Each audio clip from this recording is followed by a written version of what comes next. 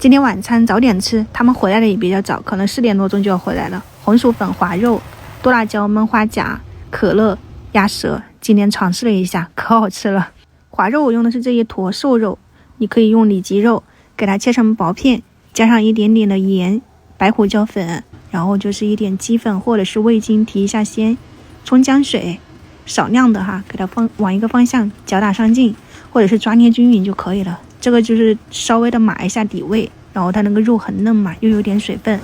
淀粉我用的是这种带颗粒的红薯淀粉，就老家自己磨的，你也可以用土豆淀粉尝试一下。我加了2勺开水进去，稍微的抓拌均匀，肯定是会有一点烫的，但这个就是你用开水烫过以后，那个肉又有一点冷水，有一点水分嘛，其实就有点像那种生熟浆，它可以裹在那个肉的表面，它挂的比较稳。给它抓捏均匀，没有啥颗粒了以后，你就放到这个开水里面，转成小火，慢慢的给它烫熟，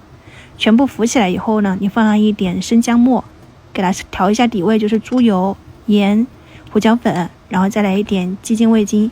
给它们搅拌均匀以后，放上一点我们切好的西红柿片，还有一点葱花或者是韭菜。这个是豌豆尖吃滑肉的这个汤一定要有一点豌豆尖，真的很好吃。你们可以去尝试一下。其实这个我应该去年也做过吧，做过好几次了，很好吃的。它的表皮有一点那个滑滑 QQ 的，里面的肉又很嫩。然后这边的话呢，你就热一点油，放上一点姜蒜末、小米辣、剁辣椒，给它炒香。花甲的话呢，我是提前给它用油和盐泡了半天的水，就是吐沙了比较干净的。然后放上一点点清水，盖上盖子，中大火把它焖到全部开口。里面炒的料我是有放我们湖南的剁辣椒嘛，是带有一点咸味的，你就只需要放一点点生抽，然后蚝油提鲜，然后放上一点这种韭菜或者是大蒜苗葱花都可以点缀一下。一道非常简单的剁椒焖花甲，这道菜很快就能出锅，只是你这个花甲一定要干净，多泡一泡，其他的没啥注意的。然后这个我们上一次做了一下温州的这个蒸的鸭舌，辣鸭舌，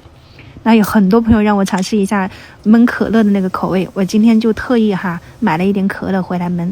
你倒入以后加一点点生抽，把这个汤汁收到非常粘稠，撒上一点芝麻金香。做了这个口味，我觉得他们应该不会吃蒸的了，可好吃了，你们也去试一下啊。今天的晚餐他们5点钟就要开吃了，我们明早再见，拜拜。